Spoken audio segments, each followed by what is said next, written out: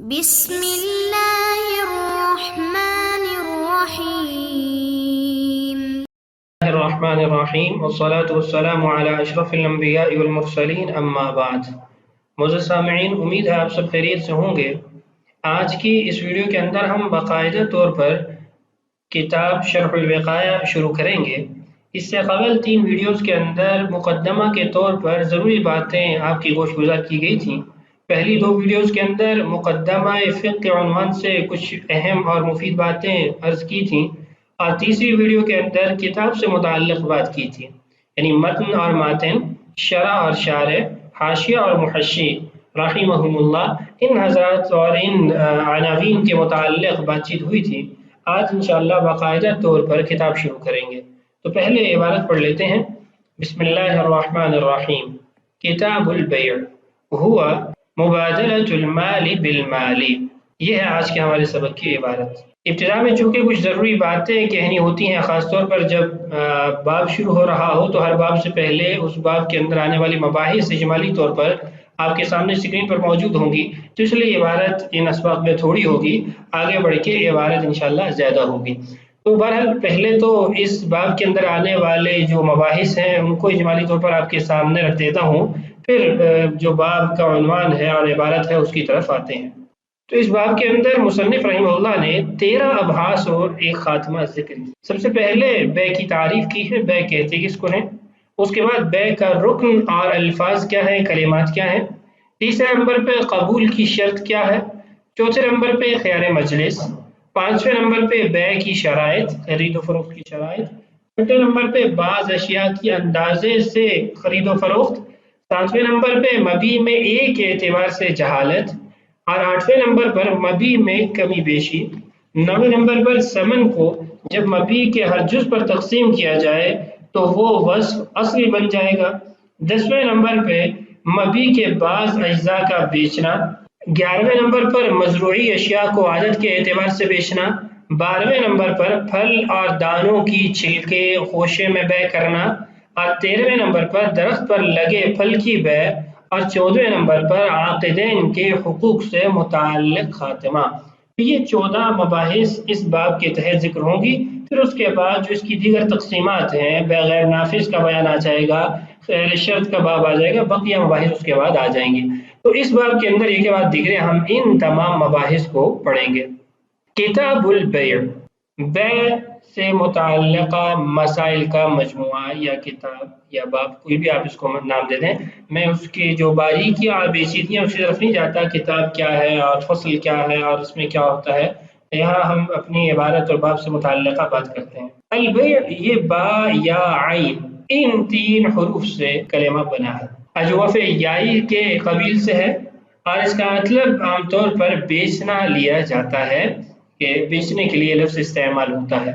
لغت کے اندر البیع مبادلۃ الشیء بالشیء کو کہتے ہیں، یعنی ایک چیز کا دوسری چیز سے تبادلہ کرنا، مال ہو نہ ہو اس کی کوئی قید نہیں لگائی جاتی، بس مبادلۃ الشیء بالشیء، چیز کا چیز سے تبادلہ بیع لغتاً کہلاتا ہے۔ اور اس کا جو لفظی ترجمہ جو عام طور پر ہماری زبان میں استعمال ہوتا ہے وہ بیچنے کا ہے، فروخت کرنا۔ اس کا جو متضاد ہے وہ شراء عربی زبان میں استعمال ہوتا ہے، جس کا معنی خریدنا ہوتا ہے۔ اور یہ دونوں کلمات ازداد کے قبیل سے، ازداد کے قبیل ہونے کا مطلب یہ ہے کہ یہ اپنا اور اپنا متضاد جو معنی ہے دونوں کا احتمال رکھتا ہے، اس میں دونوں معنی پائے جاتے ہیں۔ یعنی اگر بیع کا مطلب عام طور پر بیچنا استعمال ہوتا ہے تو بیع کا مطلب خریدنا بھی استعمال ہوتا ہے، جو اس کا متضاد ہے۔ ایسے ہی شراء عام طور پر خریدنے کے لیے استعمال ہوتا ہے، لیکن بیچنے کے معنی میں بھی مستعمل ہے۔ ایک حدیث اور آیت پڑھتا ہوں جس سے آپ کو یہ اندازہ ہو جائے گا کہ یہ کلمات کیسے ازداد کے قبیل سے ہیں۔ میں نے آپ سے کہا کہ البیع کا مطلب ہے بیچنا، عام طور پر جو اس میں مستعمل ہے، لیکن حدیث میں آتا ہے رسول اللہ صلی اللہ علیہ وسلم نے ارشاد فرمایا لا یبیع بعضکم علی بیع بعض۔ اب یہاں پر اس کا مطلب بیچنا نہیں ہے، بلکہ اس کا مطلب ہے لا یشتری بعضکم علی بیع بعض، کہ تم میں سے کوئی آدمی دوسرے کی خریداری پر خریداری نہ کرے، کہ وہ اور خرید رہا ہے اور بائع کا میلان بھی اس کی طرف ہو رہا ہے اور ان کا آپس میں وہ معاملہ مکمل ہونے والا ہے، تو یہ جا کے زائد پیسہ لگا کے اس سے خرید لیتا ہے یا ویسے اس سے خرید لیتا ہے، یا اس نے خرید لیا اور یہ پھر جا کے بائیں سے کہتا ہے کہ اس سے یہ بے ختم کر کے میرے ساتھ اس بے کو قائم کرو۔ تو بہرحال یہ جو ہے شرا کے معنی میں حدیث کے اندر استعمال ہوا۔ دوسرا کلمہ شرا تھا۔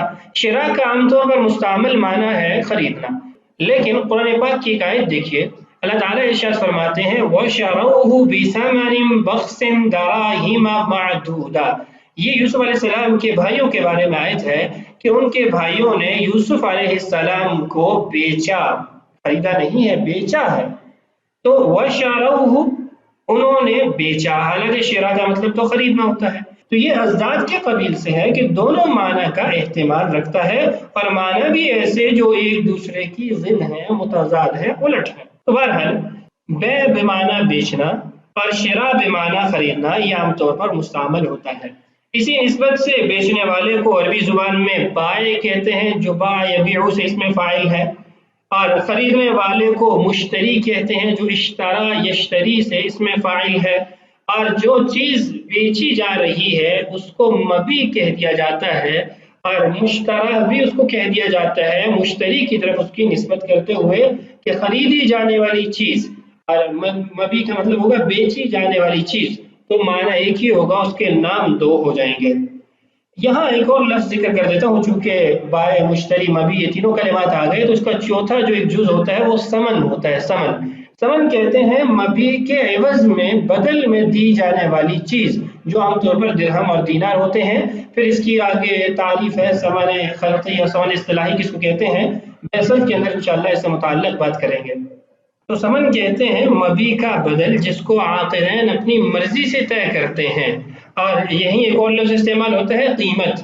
قیمت عام طور پر فقہی اصطلاح کے اندر اس بدل کو کہا جاتا ہے جو بازار کے اندر اس کا رائج ہوتا ہے، یعنی نرخ، بازاری جو نرخ ہوتا ہے۔ مثال کے طور پر میں آپ سے لیپ ٹاپ خریدتا ہوں 45,000 کا، اور بازار کی قیمت ہے 40,000 روپیہ، تو بازار کے اندر جو اس کا نرخ ہے اس کو قیمت کہیں گے، جو ہم آپس میں طے کر رہے ہیں اس کو ثمن کہیں گے۔ یہ تو لغوی مناسبت سے جو باتیں کہنی تھی وہ آپ سے عرض کر دی ہیں۔ اب آتے ہیں اس کی اصطلاحی اور شرعی تعریف کی طرف، کہ اصطلاح اور شرع کے اندر بیع کس کو کہتے ہیں۔ تو بیع کی اصطلاح کے اندر متعدد تعریفات ہمیں ملتی ہیں۔ صاحب کتاب کے نزدیک مبادلۃ المال بالمال کو بیع کہا جاتا ہے۔ صاحب کنز نے اس کے اندر ایک قید کا اضافہ کیا، وہ فرماتے ہیں مبادلۃ المال بالمال بالتراضی، اور صاحب تنویر الابصار نے اس کے اندر ایک اور اضافہ کیا کہ علی وجہ مخصوص، کہ ایک مخصوص طرز پر ہو۔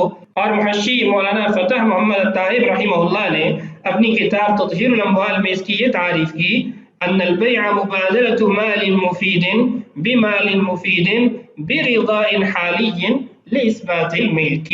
اس تعریف کو حاشیہ میں انہوں نے جامع ترین تعریف قرار دیا ہے، اور فتح القدیر میں جو تعریف اس کی ذکر ہے وہ یہ ہے مبادلۃ المال بالمال على الوجه الذي ينتقل به ملکیت البدلین شرعا۔ تو بہرحال یہ اس کی مختلف تعریفات ہیں۔ ان تمام تعریفات کے اندر ایک لفظ مشترک ہے جس کو سمجھنے کے بعد ہم ان تعریفات کو سمجھ سکتے ہیں، اور وہ لفظ ہے مال، کیونکہ یہ لفظ مال تمام تعریفات میں آپ نے سنا۔ تو پہلے یہ جان لیتے ہیں کہ مال کہتے کس کو ہیں۔ مال کی بھی متعدد تعریفات ہیں۔ علامہ حسکفی رحمہ اللہ نے ملتقى الابحر کی شرح میں مال کی یہ تعریف کی، المراد بالمال عین یجری فیہ التنافس والابتذال، ایسی ٹھوس چیز جس کے اندر لوگوں کا رجحان، میلان پایا جاتا ہے اور اس کو خرچ کیا جاتا ہے۔ اسی تعریف کو صاحب شرح وقایہ نے باب البیع الفاسد کی ابتدا کے اندر بھی ذکر کیا ہے، یعنی انہوں نے بھی مال کی یہی تعریف کی، عین یجری فیہ التنافس والابتذال۔ اس تعریف میں جو قابل لحاظ یا قابل نقد کلمہ ہے وہ عین ہے، کیونکہ عین عربی زبان میں مادی اور ٹھوس چیز کو کہتے ہیں۔ تو ٹھوس اور مادی چیز کی قید کا تقاضا یہ ہے کہ حقوق اور دیگر غیر ٹھوس چیزیں، بجلی ہے، گیس ہے آج کے زمانے میں، وہ مال کی تعریف میں داخل نہ ہوں۔ تو جب یہ چیزیں مال کی تعریف میں داخل نہیں ہوں گی تو بیع کی تعریف میں داخل نہیں ہوں گی، تو ان کی خرید و فروخت وہ پھر بے کی تعریف میں داخل نہیں ہوگی، جس کا پھر لازمی نتیجہ اور اثر یہ ہوگا کہ یہ ناجائز ہونا چاہیے۔ یہ جو لفظ عین کی قید ہے یہ قابل نقد ہے، چونکہ آج کے زمانے میں تو بہت ساری چیزیں ایسی ہیں جو عین نہیں ہیں، ٹھوس اور مادی نہیں ہیں، لیکن اعز الاموال میں ان کا شمار ہوتا ہے۔ تو اسی وجہ سے شیخ مصطفیٰ الزرقاء رحمہ اللہ نے اس تعریف پر نقد کیا ہے۔ دوسری جو اس کی تعریف ہے وہ یہ ہے کہ المراد بالمال ما يميل إليه الطبع ويمكن ادخاره لوقت الحاجة، والمالية تثبت بتمول الناس كافة أو بعضهم، والتقوم يثبت بها وبإباحة الانتفاع به شرعا۔ یہ تعریف ابن عابدین رحمہ اللہ نے ذکر کی ہے اور یہ جامع ترین تعریف ہے۔ اس کی وجہ سے تمام چیزیں یعنی ٹھوس ہوں یا غیر ٹھوس ہوں، حقوق معبدہ ہوں، منافع معبدہ ہوں، یا پھر دیگر اس طرح کی چیزیں جو حنفیہ کے فروعات میں جائز قرار دی گئی ہیں، وہ ساری اس میں داخل ہو جائیں گی۔ اب اس تعریف کے اندر ذرا غور کیجیے، المراد بالمال ما يميل إليه الطبع، مال کہتے ہیں ایسی چیزوں کو جس کی طرف طبیعت مائل ہوتی ہے، یعنی لوگوں کا اس میں رجحان پایا جاتا ہے۔ دوسری چیز وَيُمْكِنُ ادِّخَارُهُ لِوَقْتِ الْحَاجَةِ، اس کی ذخیرہ اندوزی، اس کا محفوظ کرنا حاجت کے وقت ممکن ہو، ضرورت کے وقت ممکن ہو۔ لازمی نہیں ہے کہ زیادہ دیر کے لیے اس کو محفوظ کیا جا سکتا ہو، تھوڑی دیر کے لیے بھی اگر وہ محفوظ کیا جا سکتا ہے، جیسے پھل ہے، سبزیاں ہیں، تو پھر بھی وہ مال کی اس تعریف میں داخل ہے۔ اگر فرماتے ہیں وَالْمَالِيَّةُ تَثْبُتُ بِتَمَوُّلِ النَّاسِ كَافَّةً أَوْ بَعْضِهِمْ، مالیت لوگوں کی کسی چیز کو مال سمجھنے سے ثابت ہوتی ہے، چاہے سارے لوگ اس کو مال سمجھیں یا کچھ لوگ اس کو مال سمجھیں، تو وہ مالیت اس کی ثابت ہو جائے گی، وہ مال کی تعریف میں داخل ہو جائے گی۔ وَالتَّقَوُّمُ يَثْبُتُ بِهَا، یہاں سے مال متقوم اور مال غیر متقوم کی بات ہو رہی ہے۔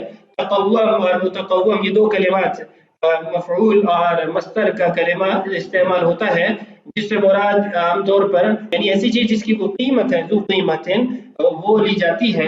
پھر اس کی دو تعریفات کی جاتی ہیں، تقوم عرفی اور تقوم شرعی۔ تو فرماتا ہے وَالتَّقَوُّمُ يَثْبُتُ بِهَا، اور تقوم بھی اسی سے ثابت ہوتا ہے، یعنی لوگوں کا اس کو مال سمجھنا، اس سے تقوم عرفی یعنی ثابت ہو جائے گا۔